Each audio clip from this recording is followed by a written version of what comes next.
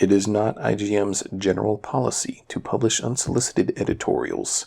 However, the Internet Gaming Magazine's editorial board has made the decision that this article should be published in full due to recent events, despite its unprofessional nature. X. I'm a gamer. Gaming is my life and may very well be my death, because I'm the best and now everyone is out to get me. I am not a cheater. I'm very competitive, but everyone else had the same opportunities that I did. They just all made the mistake of rushing to level up and reach the in-game grind, instead of rushing to learn how the game really works. RPGs ask you to make hard choices that can change the world.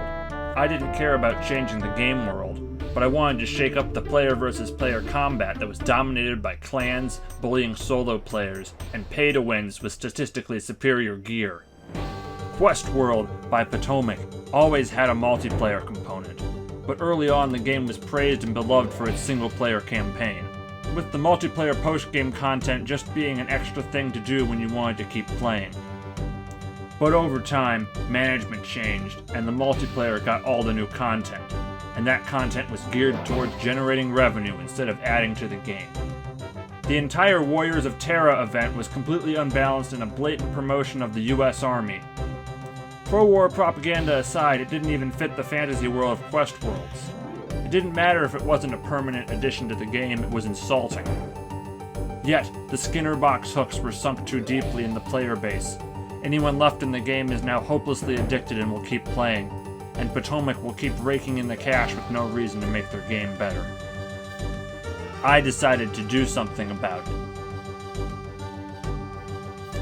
Here's how your campaign in Quest Worlds would usually go.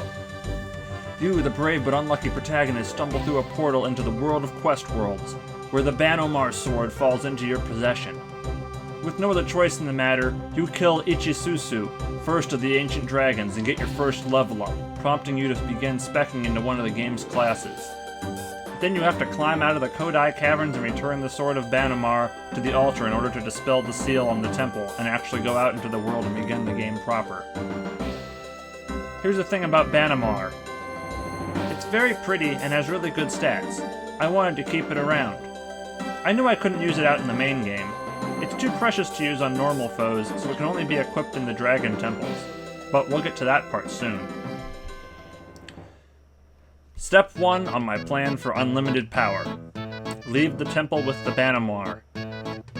This is a very hard trick, and as you can only do it at the start of the game, I'm not that surprised I was the first to find it. I am surprised no one figured it out after me. First, you need to make several very precise jumps to get back to the first area of the game, before you even fight the dragon. There are barrels here. I need to pick up a barrel and gently fall off the ledge with it down into the dragon's combat arena again. But because you drop barrels when falling, you need to land and immediately re-catch the barrel before it bursts open on the ground. Now carry that barrel slowly across the arena to a corner. Put it in the corner, stand on it. Slide off behind it, pick up the barrel, and you slide through the wall. Now you need to walk up the tunnel outside the walls. As Quest World has dynamic loading, the barrier that keeps you from leaving until turning in the sword is not here yet. As you are outside the map, you will spawn outside the barrier, and you can simply walk away with the Banomar. Remember to find some new checkpoints before you die, because otherwise you'll be stuck respawning inside the Kodai caverns and have to repeat the escape again. Step 2, my trusty Centaur Steed. Centaurs are criminally underrated mounts. Sure, they have worse stamina than regular horses, their spellcasting is slow, and their archery is surprisingly lacking. And they talk back to you when you try to take them dangerous routes directly down mountains. There's also the whole slavery of a sentient species thing that turns a lot of players off, but I didn't write the Quest Worlds lore, and no one was forcing me to do the quest chain to free them. Usually it's just more efficient to have a normal companion with 2 legs and a pair of normal horses to ride in the long run. If you're a normal player, that is. There are a couple neat exploits I could do with my trusty steed, H. Naming him a very short name made his text boxes take up less space, which didn't matter, but it looks funny. First, I could equip H with the Banomar, even though I couldn't use it myself. But that wouldn't help me rule PvP, my end goal. More importantly, H counts as both a companion and a mount, so I can use the summon companion to get him to appear anywhere, even in areas you really shouldn't have a mount, and then use call mount to get him to walk towards me. I frequently did this with my back to the corner while holding barrels or other large objects, to clip through the walls and walk outside the map to reach restricted faction areas. Which brings me to another aside of faction scamming. Normally you can still get all the faction gear on one account yourself, but it's an extremely slow process to gain the trust of a new faction, especially if you were just working for their rivals.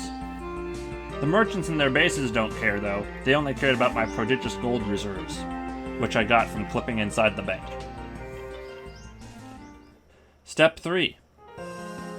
For the inside story on all the exploits I've pulled, check out my new book, Grift Worlds, on this video's sponsor, Audible.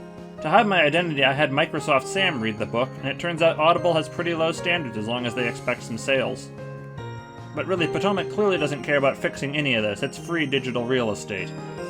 You probably didn't even know that I can harvest from any player-owned farm as long as I'm wielding my glitched Hoos Ho of +5 agricultural mastery. You can steal as many crafting resources as you want with it. Not to puff up my own ego, but I've just done so many things that there's no point in talking about them all here. Let's get back to the real meat of my accomplishments. Step 4. Profit. Or really, removing others' profits. There was now just one more exploit I needed to use to be ready for PvP. I had the best gear, the most important skill unlocks, and the key strategies figured out. I was still also only about level 15 at this time, a large step up from level 2, but still much too low to actually wear all the armor I had bought, because H killed everything for me.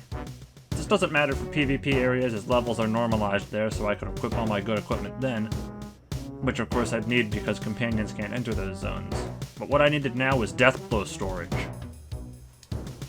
Deathblows are pre-baked animations only usable for story kills on specific enemies once you deplete their normal health pool. They don't actually pause the game and you're still completely vulnerable during the death blow and the long animation after it, because you should have cleared the boss by that point. There's nothing to be attacked by. Just don't do it to an enemy that fell in a pool of lava or you'll watch yourself slowly melt. You can only fight each of the 5 Dragon Lords once, so you'd think that would limit the number of times you can use a death blow with the Banamwar. But you just need to use a death blow somewhere in the Dragon Temple that can be interrupted. The sub-boss chamber of the Shinyan Temple is the best place for this. It has respawning chandeliers. Remember that death blows don't pause the game. To set up this glitch, you'll need to crash down one of the chandeliers close to the end of the fight, then finish off Goblin Commander Shirel right next to it. Position yourself so the broken chandelier is between you and Shirel, so that you will land directly on it when you use Death Blow. Now you just have to time Death Blow to start during the time the chandelier reforms and floats back to the ceiling. And make sure you hold down your Death Blow key and do not let go yet. The collision check will see a solid object between you and Shirel and stop the animation from activating. And we'll try to activate Death Blow again as soon as you release the key. Now quickly jump on the chandelier and ride it up to the ceiling.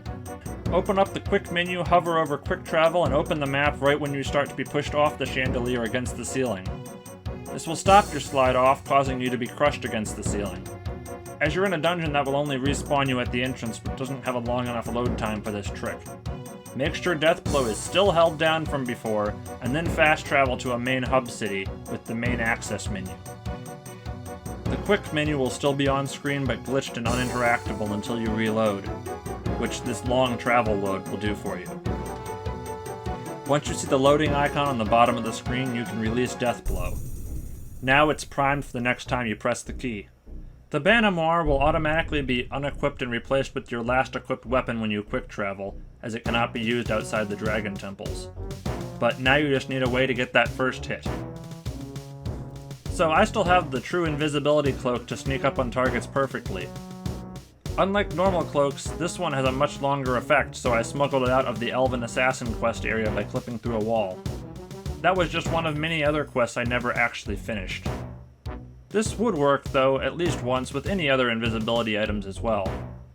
You will become visible after your first strike, and while the true cloak downplays the debuffs you receive, you will still get heavy debuffs when you reappear, such that you would likely be destroyed in the ensuing fight if you didn't land a huge hit to start things.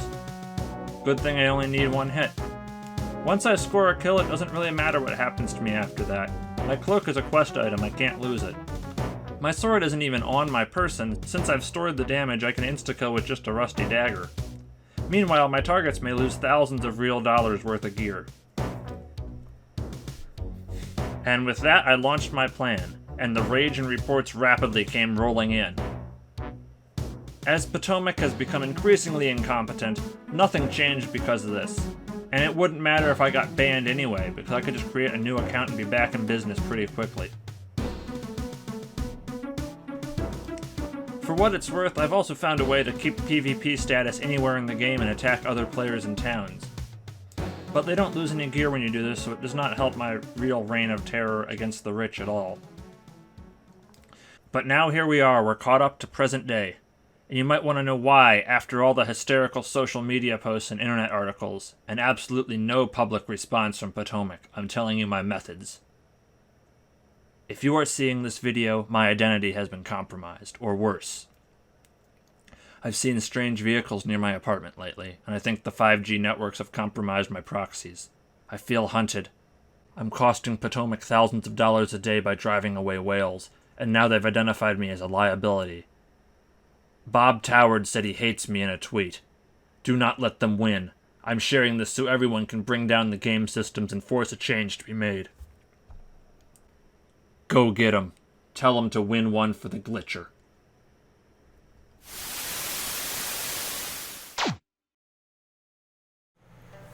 Anyway, that's my story. Thank you very much for watching it, or at least listening to it. Hope you liked it. I wrote this short story for a quote-unquote light novel randomly generated title contest on NearlyOnRed's Discord server. NearlyOnRed's a anime reviewer, and well, he's been doing mostly streaming stuff now. I've mentioned him in previous videos for doing really long analysis videos. But anyway, in his Discord server there was a unofficial official contest to write a light novel under 10,000 characters with a randomly generated title and prompts. So with the randomly generated title of It's Not Easy Wanting to Be a Cheat from Level 2 and a bunch of prompts that you can work anything into a video game, really.